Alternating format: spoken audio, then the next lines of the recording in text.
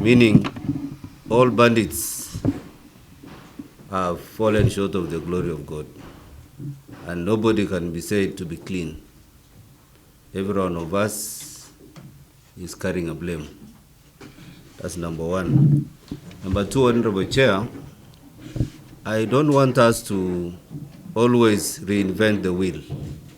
What we are doing is something that is just like what has been happening in the past. Same things, same talk. Honorable Chair, my point number one is let us remove the gun. Let us remove the gun. You remember what happened with the shifters? They got killed, they were disarmed, and there is no story about shifters as we speak. This will be selective, especially to those of us who are bordering Uganda, Ethiopia, and South Sudan. But any gun inside Kenya must go. That is my point number one, Honorable Chair. We have case studies in Uganda, and I will propose to you as a committee that you go visit Uganda and get to listen what is happening in Uganda. There is no gun that is entertained in Uganda, whether in the Karamojo region, whether in the Chole region, whether where, there is no gun. Either because Museveni came by the gun, or either because Museveni came by the barrel of the gun, or what, there is no gun that is supposed to be carried in Uganda. A gun in Uganda is taken to a martial court, not to the civilian court. What is happening in Kenya?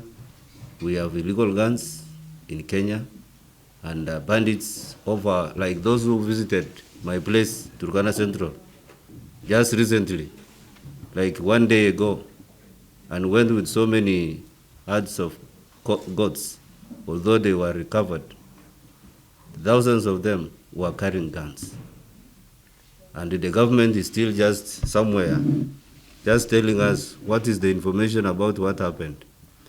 So, let me give you one case. There is a guy who came to Turkana called Salah. I think he was in the GSU, RDU.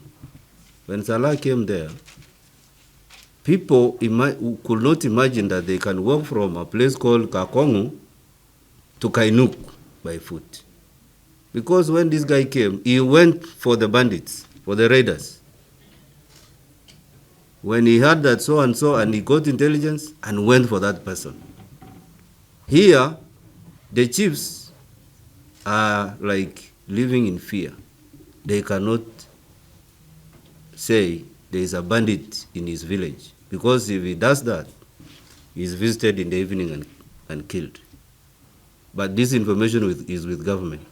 MPs here have given that information to government, but government is not doing what they are supposed to do.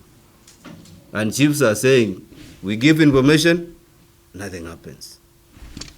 Number two, in Uganda, there is what my brother has mentioned called LDU, the Local Defense Unit. The Local Defense Unit, the prototype of the NPRs in Kenya, are not manned by the ministry, either of Interior in Uganda, but they report to the army, to KDF, the UPDF of Uganda. That's where they report. They are not manned by Kindiki, but they are manned by the commander of the army in Uganda. That should be applicable here, because this is a different case. A minister who does not command KDF, because this is an illegal thing, must be dissociated off from this issue of disarmament. I will propose that we understand how LDU, the Local Defense Unit in Uganda, works as we try to implement or replicate the same here in Kenya. Honorable Chair, my last comment, number two. In Uganda, there is a ministry dedicated to pastoralist issues. It's called the Karamoja Affairs, the Ministry of Karamoja Affairs. Here in Kenya, when we are discussing issues here of security roads, we go begging to the CS, or we go to the Director General of Kera or these other guys for security roads or emergency roads. But if this thing has a ministry called maybe the Pastoralist Affairs Ministry in Kenya, I don't know what Hazal is doing about it, but the Pastoralist Affairs Ministry can really be a ministry if it is about roads, if it is about health facilities, if it is about schools, can intentionally be created to respond to all the issues of marginalization, to all these other issues of